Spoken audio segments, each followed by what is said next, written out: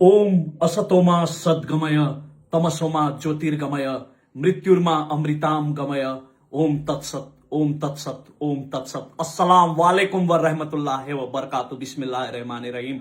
आदरणीय आमा बुवा दाजुभाइ दिदीबहिनीहरू, जब नेपालको एकीकरणको समयमा अंग्रेज फौज नेपालमा आक्रमणका लागि आएको थियो र वीरभद्र उपाध्याय वंशु गुरुङहरू अंग्रेज फौजसँग सिन्धुली गढीमा लडिरहेका थिए, त्यति बेला उनीहरूले जुन बन्दुक र तरबार प्रयोग गरेका थिए, ती तरबार बन्दुक बनाउने कालीगढहरू मध्ये केही मुसलमानहरू थिए जो बनारसबाट आएका थिए।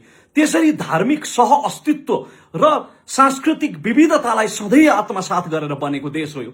दुनियाँका कुनै पनि देशको तपाईले इतिहास हेर्नुभयो भने पटक पटक जाति र धर्मको नाममा युद्धहरू भएका छन्, रगतको आहाल बगेको छ, तर नेपालको इतिहासमा त्यस्तो कहिल्यै भएन। अब हामीले हाम्रा सन्ततिलाई कस्तो भविष्य दिने हो, त्यही सह अस्तित्व, त्यही धार्मिक सहिष्णुता हामीले हाम्रा सन्तानलाई सिकाउनु पर्दैन? जुन कुराका लागि नेपाल विश्वको उदाहरण बनेको छ आज अहिले सुनसरीमा जे भइरहेको छ, यो असाध्यै दुःखद र दुर्भाग्यपूर्ण छ। म सबै समुदायसँग, सम्पूर्ण नेपाली दाजुभाइ दिदीबहिनीहरूसँग म हात जोडेर विनम्र अनुरोध गर्न चाहन्छु, यति बेला एक अर्काप्रति शान्त भाव र सद्भाव राखौं। हाम्रो धार्मिक सहिष्णुता र सह अस्तित्वको संस्कृतिलाई मर्न नदिउँ। यति बेला तिनीहरूको पछि नलागौं जो तपाईं र मलाई फुटाएर, भड्काएर, लडाएर आफ्नो राजनीतिक स्वार्थ सिद्ध गर्न चाहन्छन्। हुन त यस घटनाको पछाडिको अन्तर्यको बारेमा सत्य तथ्य छानबिन गर्न छानबिन समिति बनेको छँदैछ, तर यति बेला हामीले सरकारलाई सहयोग गरौं र आफ्नो समाजको सह अस्तित्वको भावलाई यति बेला बचाउँ। ईश्वरलाई पनि र अल्लाहलाई पनि हिंसा गरेको मन पर्दैन आमा बुवा दाजुभाइ दिदीबहिनीहरू। सर्वजन हिताय सर्वजन सुखाय वसुदैव कुटुम्बकम भन्छ नि हाम्रो वेदले।